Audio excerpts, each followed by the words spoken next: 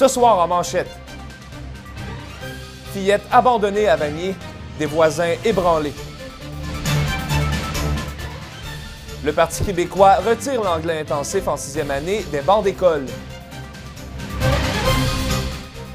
Et si vous comptez toujours, les Olympiques de Gatineau ont maintenant 8 défaites consécutives. En direct de la salle des nouvelles de la Cité collégiale d'Ottawa, voici Patrick Foucault. Bonsoir, mesdames et messieurs. Tout d'abord, bonne nouvelle pour les 3 fillettes abandonnées pendant plusieurs heures dans le quartier Vanier. Elles sont maintenant en sécurité et n'ont plus rien à craindre. Les voisins, quant à eux, ne seront pas prêts d'oublier cette triste histoire. Mireille Bessner en a rencontré. Just looked at me and she said, "Where mama? Where mama?" C'est le voisin d'à côté, Adam Galland, qui a fait la découverte des 3 petites filles de 9 mois, 1 an et demi et 3 ans qui étaient abandonnées dans l'appartement 22 sur la rue Lebrun. Il a entendu pleurer une des petites filles pendant 1 heure, malgré le son élevé de sa musique. C'est ce qui l'a poussé à vérifier ce qu'il se passait. Une d'entre elles le saluait du haut de la fenêtre, un chandail malpropre, aucune couche et les jambes sales. I live with that little girl's face every day, and it destroys me. Selon les voisins, les fillettes auraient été laissées à elles-mêmes pendant plus de 20 heures. Mais la police ne veut rien confirmer. Ça, je ne peux pas me révéler ça car ça fait partie de l'enquête puis je ne vais pas nuire à l'enquête. Cette situation attriste les voisins, mais en même temps ne les surprend pas. Pas d'après que j'ai vu la manière qu'elle agit avec les enfants. Ça ne se prend pas bien. Stéphane Jérôme l'a vu de ses propres yeux. La mère qui agressait ses enfants physiquement et verbalement. Je l'ai vu abuser les enfants et tout, dans le parking, c'est. Les poignées au collet, les enlever de la terre, les lancer d'un taxi, les traîner par le collet à terre sur le dos jusqu'à l'autre bout du parking. Même si les voisins disent ne pas être surpris à cause du comportement de la mère, c'est un bouleversement qui les marquera à vie. Pas faire mon erreur, appeler tout de suite, appeler la police tout de suite. Comme j'ai dit, c'est mon erreur. Mireille Bessner, la Cité collégiale, Ottawa. 34 des problèmes des petites et moyennes entreprises gatinoises sont reliés au recrutement d'employés. Ce matin, l'organisme La Relance Outaouais a lancé Outaouais Qualifié, un service de recrutement personnalisé. Mais comme nous rapporte Mégane Dionne, la relance n'est pas toujours à la hauteur, selon certains directeurs d'entreprise. Difficile pour les petites et moyennes entreprises de Gatineau de recruter du personnel. Souvent, les PME ne disposent d'aucun département attitré aux ressources humaines. Mais j'imagine que vous devez recevoir des tonnes de CV, par contre. Des centaines et des centaines par position, oui. Tout fait à la mitaine. On vérifie toutes les CV. Moi, je prends au moins le temps de relire vraiment...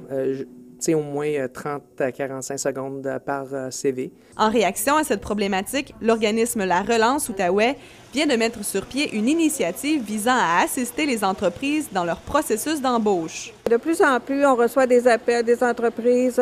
J'aurais besoin de plusieurs employés, pouvez-vous m'aider et tout ça à combler mon besoin de main-d'œuvre.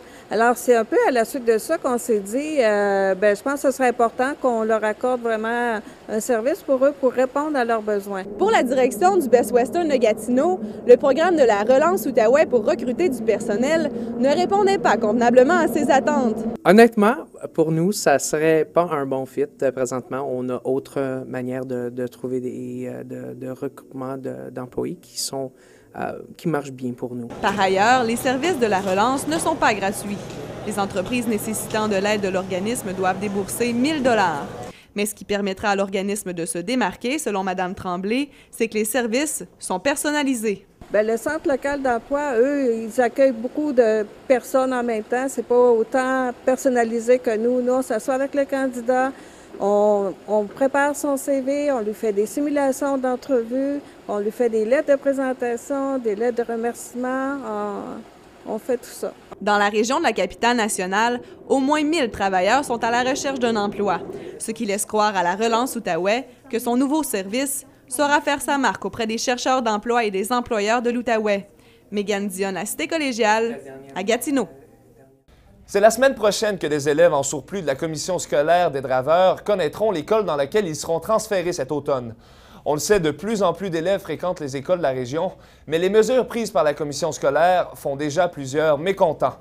Un reportage de Melissa Murray. D'autres enfants de la commission scolaire des Draveurs devront changer d'école. Bien que 275 élèves aient déjà été relocalisés l'an passé, les classes débordent toujours dans 3 secteurs desservis par la commission scolaire.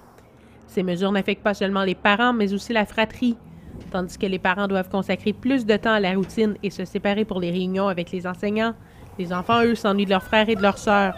Bien, ça fait que c'est pas le fun parce que des fois on peut se voir à clôture des maternelles, mais là, on peut pas se voir parce qu'elle est à l'autre école, à l'autre bout du monde.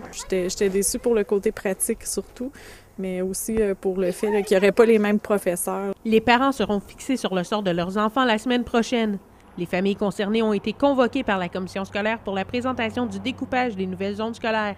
Selon l'Association des parents, il est inacceptable que des enfants de même famille soient séparés. Toutefois, ils admettent que la commission scolaire a fait un grand pas en exigeant 2 preuves de résidence lorsqu'un enfant fréquente une nouvelle école.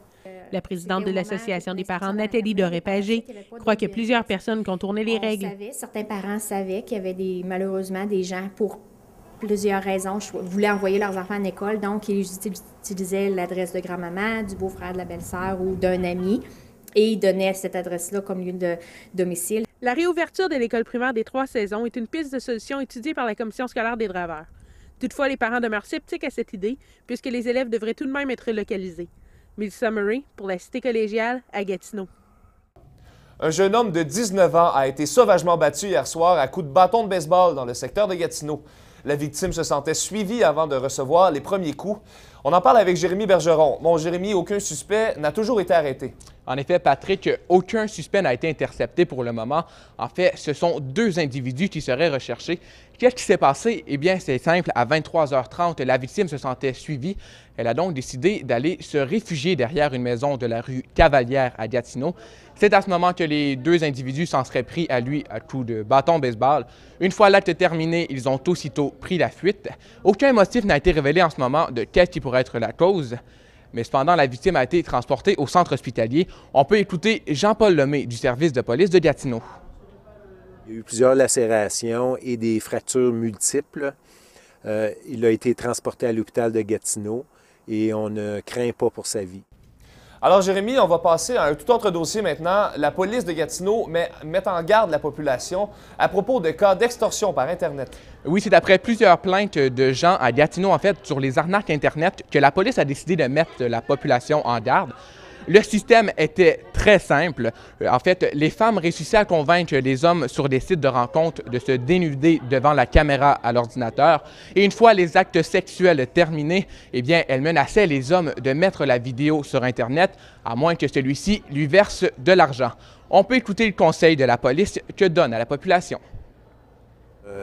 Avec une caméra web sur Internet, on a beau être à l'intérieur de l'intimité de notre demeure. Lorsque on fait affaire à Internet, c'est comme si on agissait devant le grand public. En terminant, Patrick, il faudra donc rester vigilant à propos des sites Internet. Oui, effectivement, Jérémy, il va falloir rester prudent. Merci beaucoup. Je vous en prie. La MRC de Papineau réagit avec prudence à la mise en vente de l'immense pourvoirie Fairmount-Quenoc de Notre-Dame-de-Bon-Secours, près de Montebello. La MRC souhaite savoir qui en fera l'acquisition et quelles seront les intentions avant de se réjouir. Le maire de Notre-Dame-de-Bon-Secours, Denis Beauchamp, espère quant à lui que la vente apporte un nouveau souffle à la région, mais souhaite surveiller le développement de près. M. Beauchamp tient à ce que la richesse du territoire sur le plan naturel soit préservée. Hier, le développeur immobilier Oxford de Toronto demandait 81 millions de dollars pour la vente de cet ancien terrain privé de chasse et pêche. L'avocat d'Adrienne Daou, le présumé meurtrier de Jennifer Stewart, cette prostituée assassinée en 2010, a pris connaissance de cause aujourd'hui au Palais de justice d'Ottawa.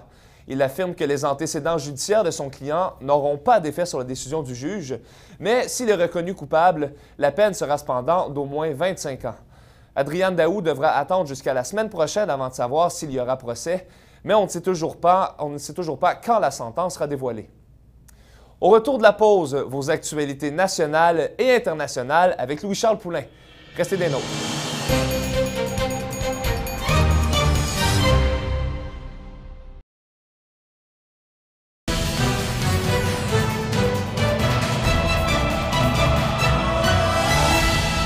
Bonsoir, Mesdames, Messieurs. La ministre de l'Éducation, Marie Malavoie, met fin à l'implantation de l'enseignement de l'anglais intensif en 6e année. Les écoles primaires québécoises ne seront donc plus obligées d'établir un système d'ici 2015. On en parle avec Mario DeCiccio. Alors Mario, la ministre lève l'obligation, mais cela ne veut pas dire que les écoles n'enseigneront pas l'anglais aux primaires. Exactement, Louis-Charles. Le gouvernement laisse plutôt le choix aux écoles s'ils veulent choisir, oui ou non, d'enseigner le programme en anglais. Alors, selon la ministre, cette mesure enlèverait ainsi un poids sur les épaules des écoles qui, selon le plan libéral de l'ancien gouvernement, en 2011, ils devaient être prêts à enseigner le programme d'anglais en septembre 2005. Mais selon la ministre, ce serait quelque chose d'irréalisable, et surtout pour les écoles dans les régions qui ont peut-être un peu moins de fonds, moins de moyens ou moins de disponibilité de personnel. Jusqu'à maintenant, il y a environ que 12 % des écoles au Québec qui offrent des programmes intensifs en anglais. Et comment est-ce que cette action pourrait affecter l'anglais dans la région? Eh bien, ça ne devrait pas changer grand-chose ici en Outaouais, comme la plupart du monde le sait, ou comme plusieurs le disent, en fait, les étudiants en Outaouais ont la chance d'apprendre à tous les jours l'anglais dans la vie de tous les jours, comme ils sont tellement près de l'Ontario. Mais malgré tout, l'objectif du ministère de l'Éducation est quand même de laisser les étudiants pouvoir apprendre l'anglais à tous les jours au secondaire, après le secondaire, au secondaire. Mario DeCiccio, merci. Je vous en prie. Et maintenant, la ministre de la Santé ontarienne, Deb Matthews, a déposé aujourd'hui un projet de loi visant à interdire les salons de bronzage aux moins de 18 ans. Elle évoque les risques accrus du cancer de la peau comme raison principale de cette décision. Avec le projet de loi déposé aujourd'hui, l'Ontario pourrait devenir la 4e province à abolir le bronzage artificiel aux moins de 18 ans. Au Canada, les provinces du Québec, de la Nouvelle-Écosse et de la Colombie-Britannique ont déjà adopté une loi semblable sur le bronzage. La manière dont les Autochtones sont traités en prison est inacceptable selon l'enquêteur correctionnel du Canada, Howard Saper. M. Saper ajoute que dans les pénitenciers fédéraux, le système judiciaire pour les Autochtones est sous-financé et qu'environ 1 détenu sur 4 est un Autochtone. Il souhaite que le gouvernement Harper investisse davantage pour mieux s'occuper des détenus des Premières Nations. Le premier avion C-Series de Bombardier a été dévoilé à son usine d'assemblage de Mirabel. La gamme d'avions C-Series devrait permettre des économies de carburant, être plus silencieuse et donner de meilleures performances au décollage. D'ici la fin du mois de juin, l'entreprise a annoncé que le vol inaugural de la gamme d'avions devrait avoir lieu. Le cardinal Marc Ouellette ferait un mauvais pape selon un réseau international de victimes de prêtres pédophiles. Le cardinal québécois fait partie d'une liste noire des 12 pires papabili dressée par ce réseau. Le réseau blâme Marc Ouellette pour le rôle qu'il aurait joué dans le départ du cardinal écossais Keith O'Brien, soupçonné d'agression sexuelle. Son ancien relationniste, alors qu'il était archevêque de Québec, a fait une sortie dans les médias pour le défendre. Par ailleurs, la date du conclave devrait être connue prochainement, puisque tous les cardinaux sont maintenant arrivés à Rome. En Amérique du Sud, le Venezuela continue de pleurer la mort de son président Hugo Chavez, décédé mardi. Le pays s'apprête à célébrer les funérailles du chef d'État qui auront lieu demain. 2 jours après la mort des 2 Vénézuéliens, les réactions de la communauté internationale affluent de partout. On en discute avec Camille Prévost. Alors Camille, les réactions sont partagées dans le monde? Eh bien oui, Louis-Charles, les réactions sont partagées à travers le monde. En Amérique du Nord et en Europe, l'annonce de la mort d'Hugo Chavez a été perçue comme une vague d'espoir, tandis qu'en Amérique du Sud, c'est plutôt le continent en entier qui est en deuil. Au Canada, le premier ministre Stephen Harper a offert ses condoléances à la famille d'Hugo Chavez et a aussi souhaité améliorer ses relations avec le successeur au Venezuela. Aux États-Unis, Barack Obama a fait de même. Il a déclaré qu'il s'agissait annonçait d'un nouveau chapitre pour le peuple vénézuélien et qu'il aimerait aussi améliorer ses relations au Venezuela. En France, le président français François Hollande a mis de côté en fait ses différends qu'il avait avec le Venezuela et a déclaré que les 14 années du service d'Hugo Chavez devaient être soulignées avec un grand hommage. En Amérique du Sud, on peut vraiment sentir le côté deuil en fait. Au Brésil, la présidente Dilma Rousseff a qualifié en fait la mort d'Hugo Chavez comme étant une perte irremplaçable d'un ami du Brésil.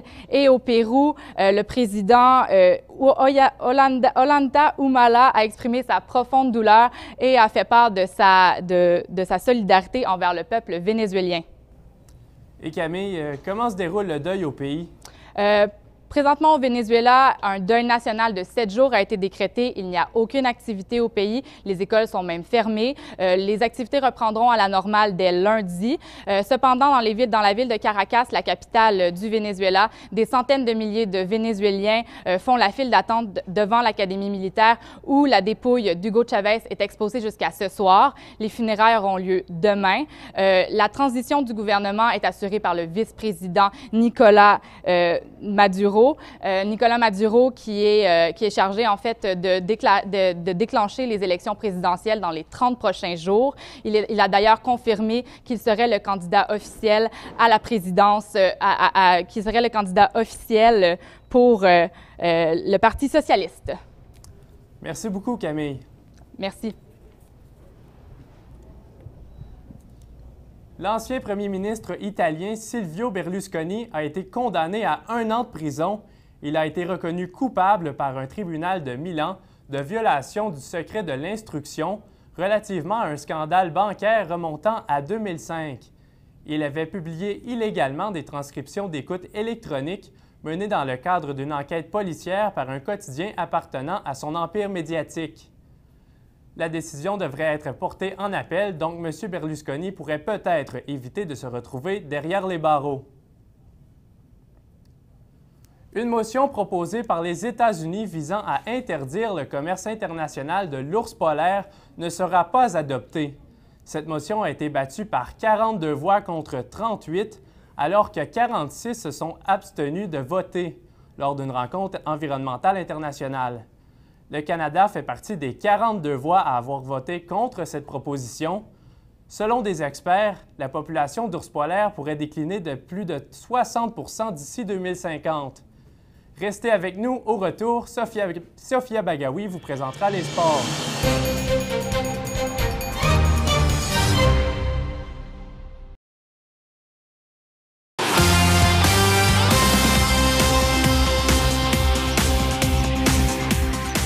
Bonsoir, mesdames et messieurs.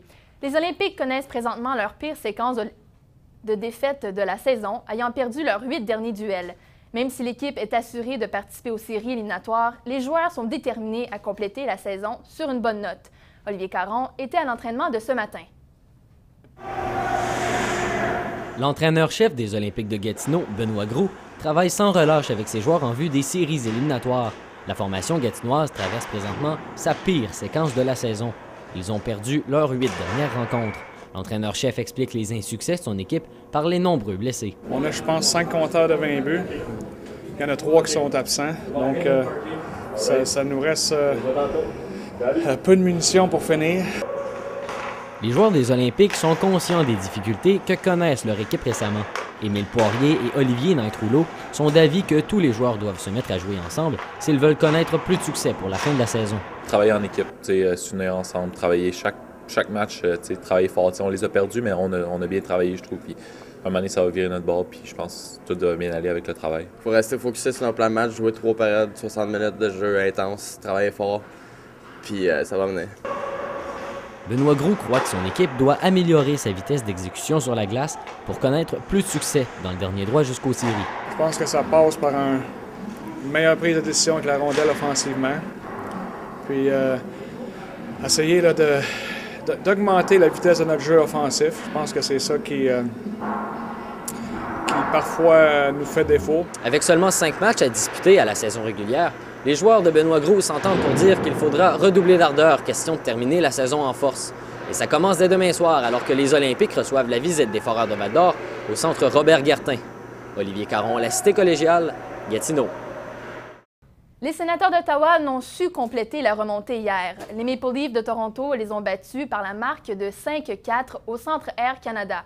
Les sénateurs d'Ottawa sont classés 6e de l'Est.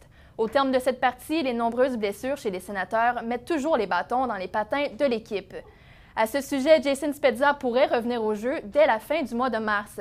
Son retour au jeu se fait de façon graduelle puisqu'il a participé déjà à certains entraînements cette semaine. Le joueur de centre a subi une opération en février pour une hernie discale. Spezza n'a pas joué depuis le 27 janvier dernier contre les Pingouins de Pittsburgh. En 5 matchs cette saison, il a amassé 5 points.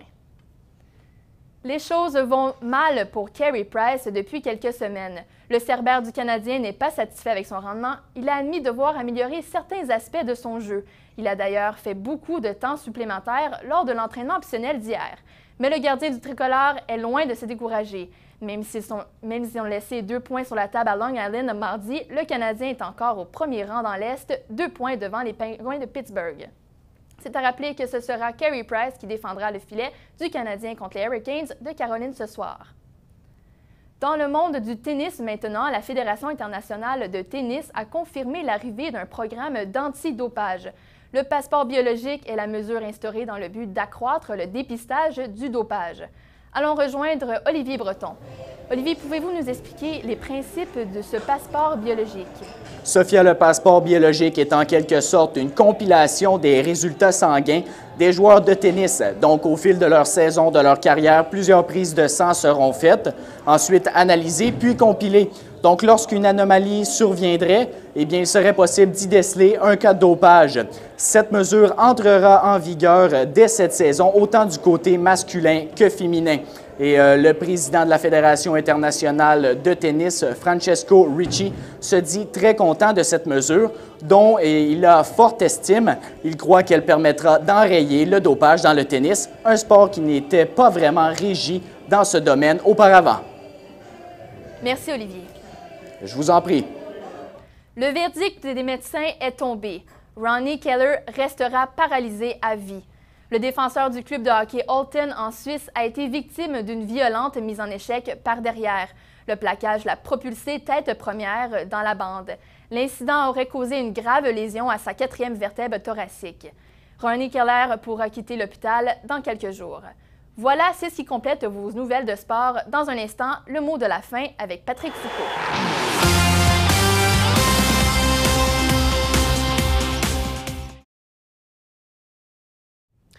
À la météo, la région de la capitale-nationale aura droit à un léger tapis de neige ce soir et cette nuit, avec un maximum de -1. Et demain, Ottawa aura un avant-goût du printemps avec une journée complètement ensoleillée et une température ressentie de 4 degrés.